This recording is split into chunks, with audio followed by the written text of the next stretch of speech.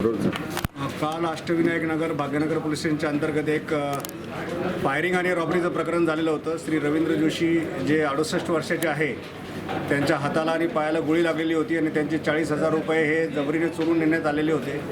सदर प्रकरण हे 4 वाजता घडलेलं होतं आणि त्यानंतर माननीय विशेष पोलीस महानिरीक्षक श्री मावरकर सर, आम्ही सगळ्यांनी तिथे भेट दिली होती आणि वरिष्ठांनी दिलेल्या सूचनेप्रमाणे आम्ही टीम्स तयार करून त्याचा तपास करत होतो. या प्रकरणामध्ये एक छोटंसं व्हिडिओ फुटेज आम्हाला मिळालेलं होतं आणि त्या फुटेजच्या अनुषंगाने आणि बॅक ट्रेस करत आम्ही काही संशयित नावं निष्पन्न केली आणि त्यांना रात्रीच एकाला ताब्यात घेऊन त्याचा शोध घेतला.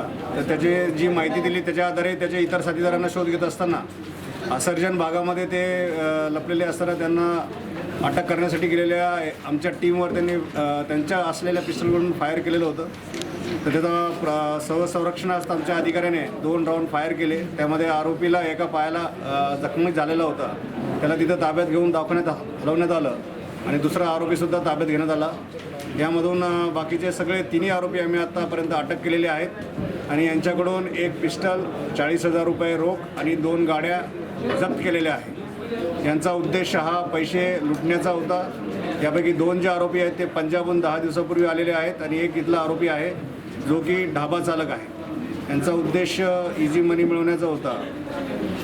या अनुषंगाने आम्ही फक्त एवढंच सर्वांना आवाहन करतो की आपल्याकडे बाहेरून आलेले लोक हे का आलेले आहेत, कुठून आलेले आहेत, ते काय करतात, यावर थोडंसं आम्हाला सतर्कपणे कळवलं तर आपल्याला त्याच्यात फायदा होईल.